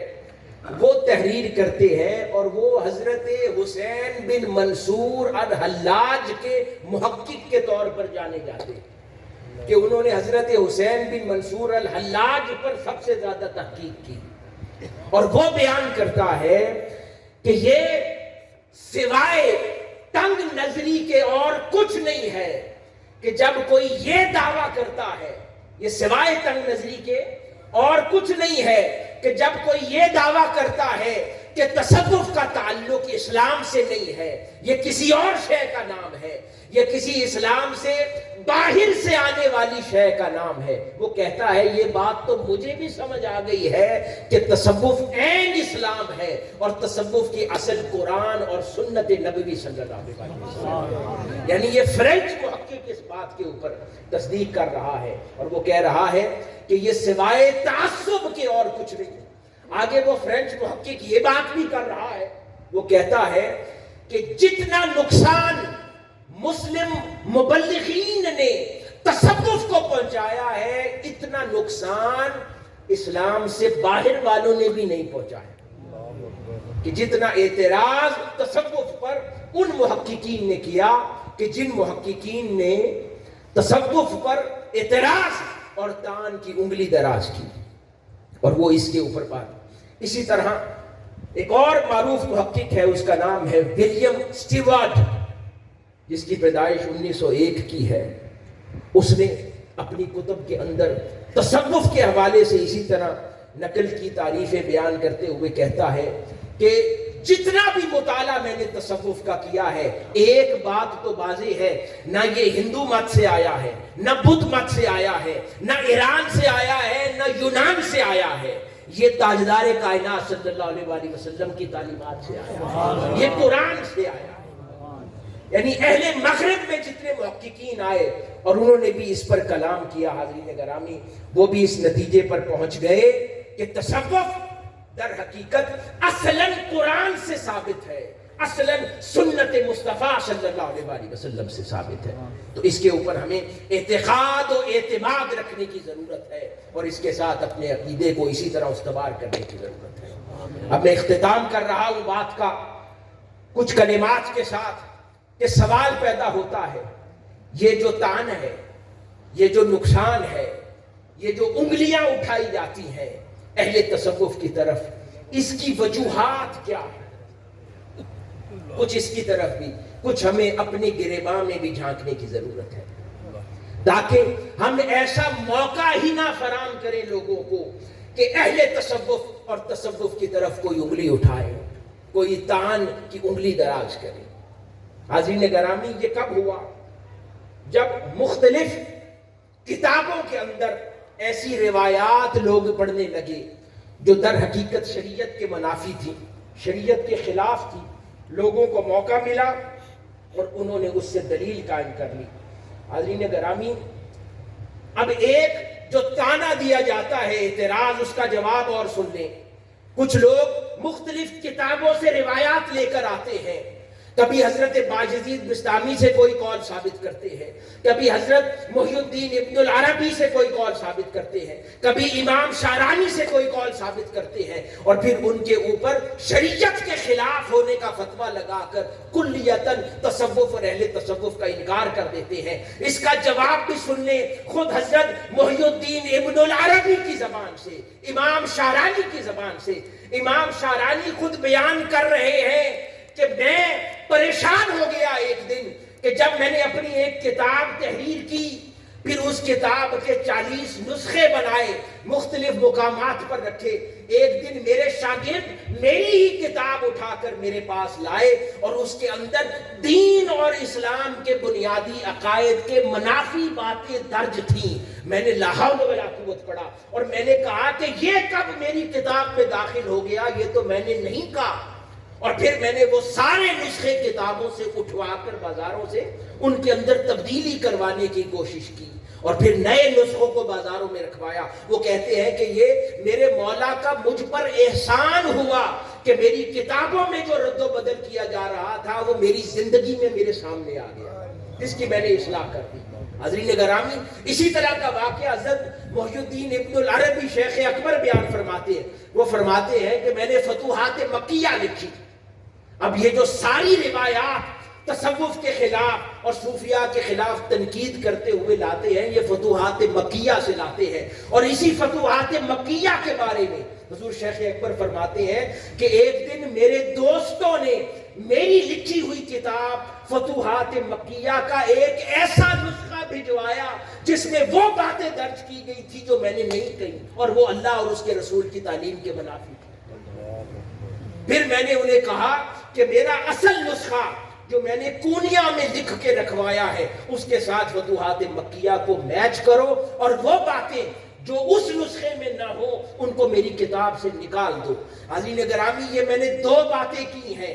اس طرح کے کئی بزرگان دین ہیں جن سے ایسی شخصیات، ایسی کمزور باتیں، ایسی کمزور روایات منسوب کی جاتی ہے اور اس کی آڑ میں پورے تصوف پر مذاق بنایا جاتا ہے. تو یہ سمجھ لیں ایسی باتوں کا شرعیات کے دائرے میں بھی دفاع کرنے کی ضرورت نہیں ہے.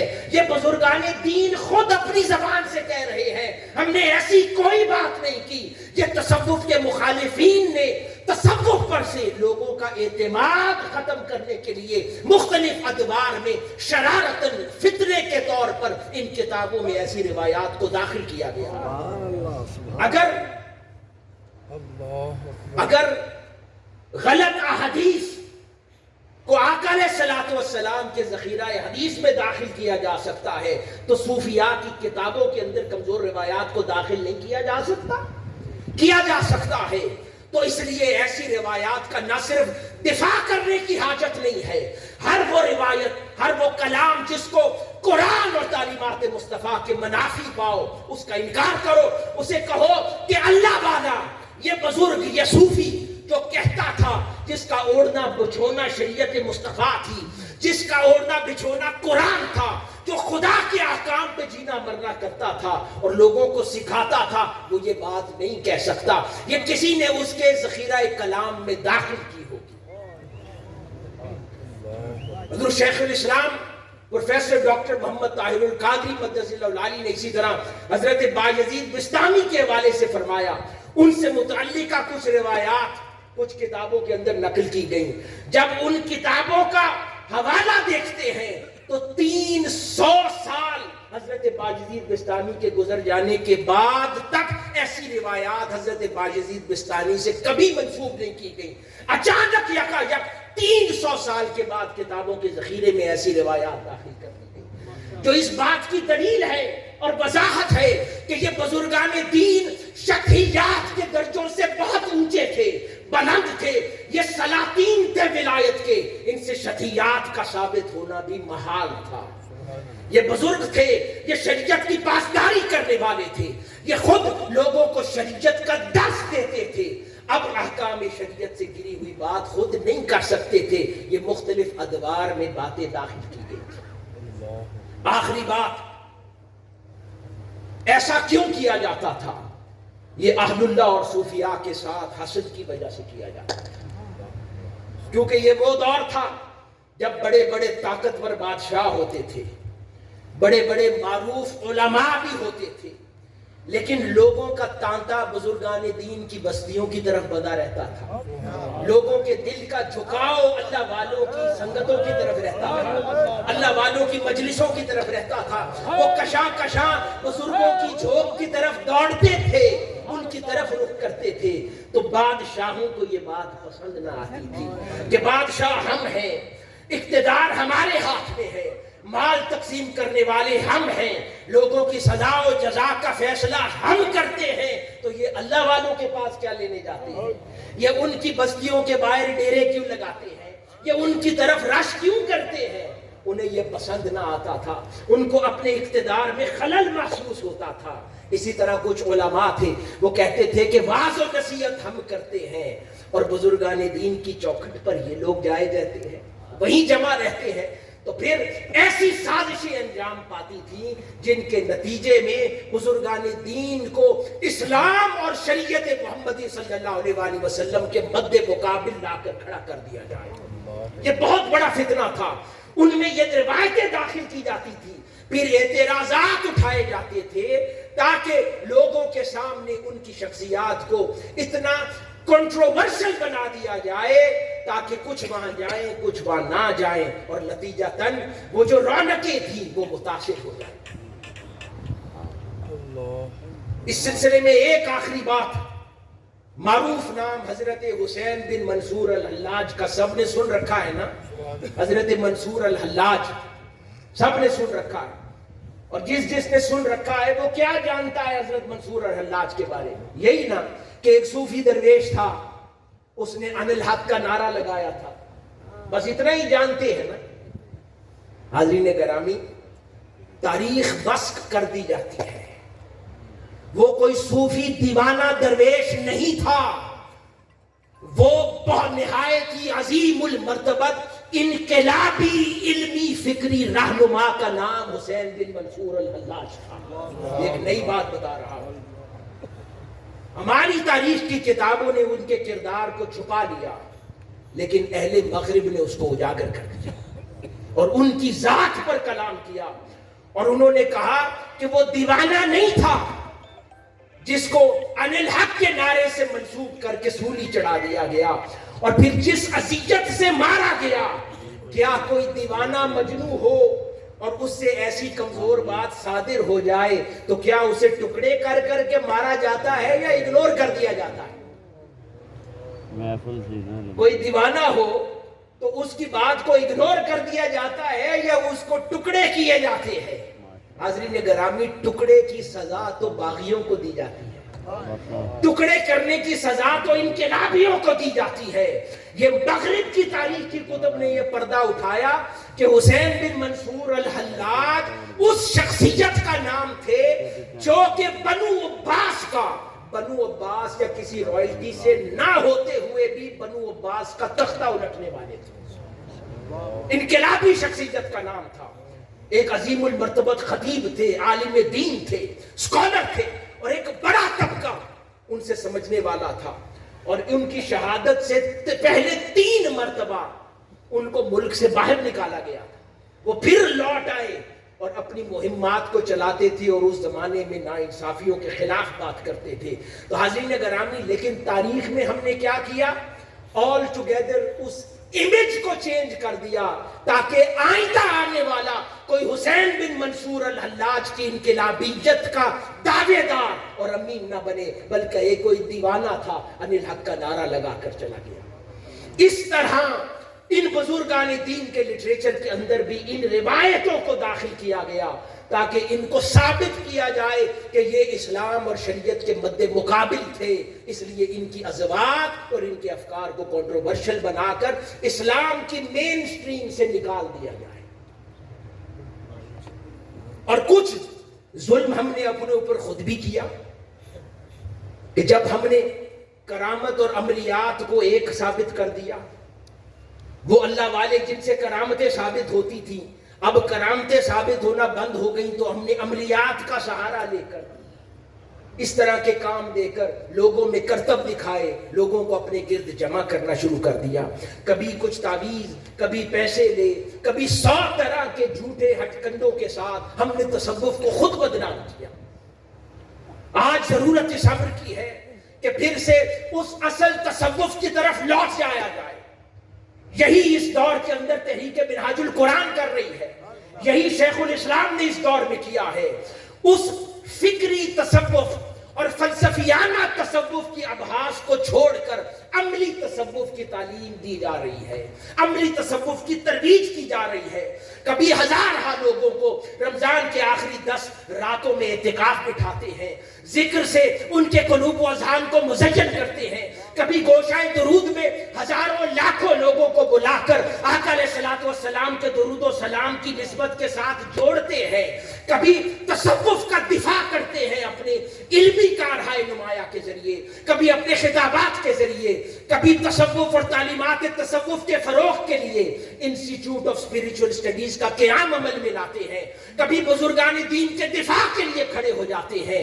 اور عملی تصوف، وہ تصوف جس کا تعلق ہمارے اخلاق کے ساتھ ہے، وہ تصوف جس کا تعلق رزق حلال کے ساتھ ہے، وہ تصوف جو ہمیں ایک اچھا انسان بناتا ہے، وہ تصوف جو ہمیں دوسرے پر ظلم کرنے سے روکتا ہے، وہ تصوف جو ہمیں کسی کا مال کھانے سے روکتا ہے، وہ تصوف جو ہمیں غصے سے روکتا ہے، وہ تصوف جو ہمارے اندر سے کینہ ختم کرتا ہے، وہ تصوف جو ہمارے اندر سے بغض اور غصہ ختم کرتا ہے، وہ تصوف جو ہمیں غیبت سے روکتا ہے، وہ تصوف جو ہمیں چغلی سے روکتا ہے، وہ تصوف جو چھوٹے پر محبت سکھاتا ہے، بڑے کا احترام سکھاتا ہے، والدین کی سننا سکھاتا ہے، قرآن و سنت کی عزت و احترام کرنا اس سے سیکھنا سکھاتا ہے، رزق حلال پر زندگی گزارنا سکھاتا ہے، حق کے لیے کھڑا ہونا سکھاتا ہے، اور ہر مظلوم کے دفاع کے لیے کھڑا ہونا سکھاتا ہے۔ اس تصوف کی ترویج و اشاعت اس دور میں شیخ الاسلام کر رہے ہیں۔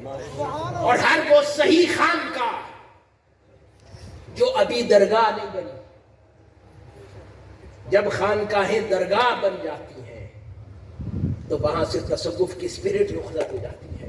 جب خانقاہیں خانقاہ رہتی ہے، ہر وہ خانقاہ آج اسی اصل تصوف کے نفاذ کی کوشش کر رہے ہیں، اور کرنی چاہیے۔ جو بھی اس مسلک کا امین ہے، جو بھی ان تعلیمات کا محافظ ہے، اور بطور امانت اس دور میں لے کر چل رہا ہے. یہ اس کی ذمہ داری ہے کہ پھر سے وہ اس تصوف کے چہرے کو اجلا کرے, اسے نکھارے. اس پر لگے ہوئے زمانے کے داغ, چاہے وہ فراڈ اور نقلی لوگوں نے لگائے ہیں, چاہے کاروباری لوگوں نے لگائے ہیں, چاہے وہ تعویذ گنڈا کرنے والے, چاہے کبھی عملیات کر کے لوگوں کو پھنسانے والوں نے لگائے ہیں, ان کے اعمال سے تصوف کے چہرے کو اجلا کیا جائے, صاف کیا جائے, نکھارا جائے, اور تصوف اور اہل تصوف کی بارگاہ سے انسانیت کو اثر نو جوڑا جائے. کیونکہ حفاظت ایمان در حقیقت بزرگان دین کی صحبت میں ہے. حاضرین گرامی, میں دعا گو ہوں کہ اللہ رب العزت اس آستانہ عالیہ مجددیہ کو اور اس سے وابستہ متوسلین,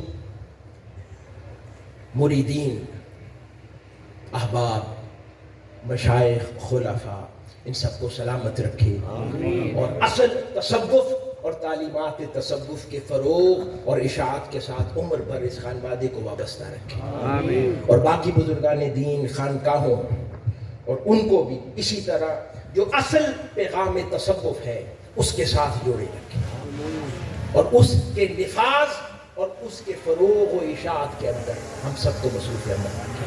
اور بزرگان دین کی صحبت اور ان کے فیضات سے اللہ پاک ہمیں اور ہمارے قلوب و اذہان کو ہمیشہ منور کرنے اور کرنے کی توفیق مرحمت فرمائے.